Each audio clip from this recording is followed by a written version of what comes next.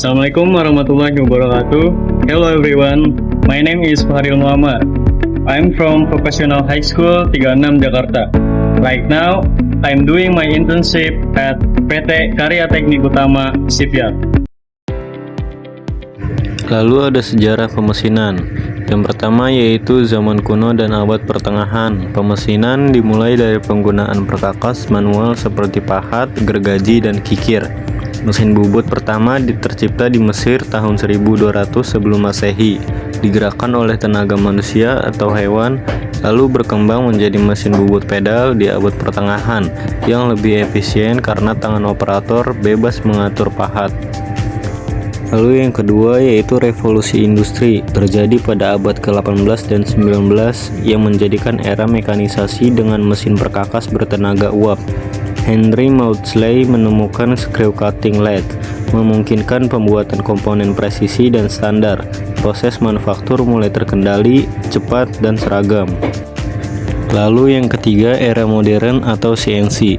Pertengahan abad ke-20 muncul CNC atau Computer Numerical Control yang awalnya memakai pita kertas berlubang seperti kontrol otomatis. Teknologi ini menghadirkan presisi tinggi, produksi komponen kompleks, dan otomatisasi penuh dalam manufaktur modern. Before we go to work, we should pray first. Bismillahirrahmanirrahim. Allahumma inni as'aluka ilman nafi'an wa rizqan thayyiban wa amalan mutaqabbalan. Amin. Let's go to work. Sebelum memulai bekerja pada hari ini, saya ingin pemanasan terlebih dahulu.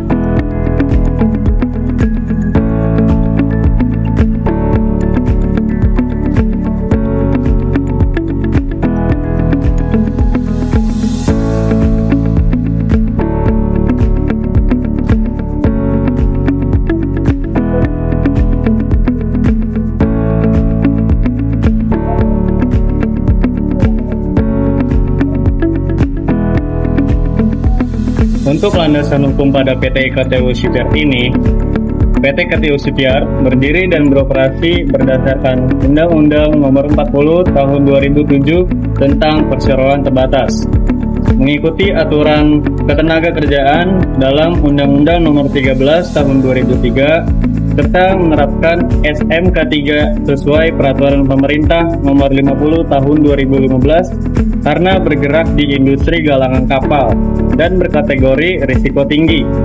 Untuk aspek teknis perkapalan, perusahaan mematuhi ketentuan keselamatan dari Kementerian Perhubungan.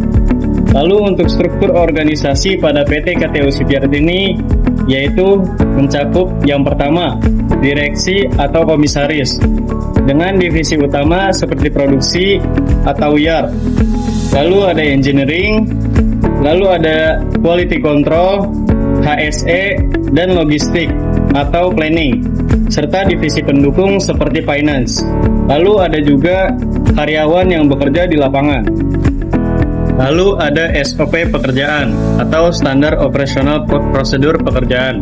Pada PT KTU Shipyard menerapkan SOP keselamatan seperti safety induction, penggunaan APD wajib, serta inspeksi rutin dan pelaporan kesiapsiagaan darurat sebagai bagian dari penerapan SMK 3. Pada kegiatan PKL di PT KTU Shipyard, saya melakukan pengamatan pada satu kapal tugboat. Dua variabel kategorikal yang saya identifikasi adalah divisi kerja dan status pengerjaan pada bagian yang dikerjakan. Hasil pengamatan menunjukkan bahwa pada kapal tugboat tersebut, yaitu divisi sandblasting, memiliki status pekerjaan sudah. Divisi pemasangan pipa dan pengepresan berada pada status proses, sedangkan divisi pengecatan masih belum. Hal ini menunjukkan adanya asosiasi antara divisi kerja, walaupun bukan merupakan hubungan sebab akibat, melainkan hanya kondisi pekerjaan yang terjadi di lapangan saat pengamatan dilakukan.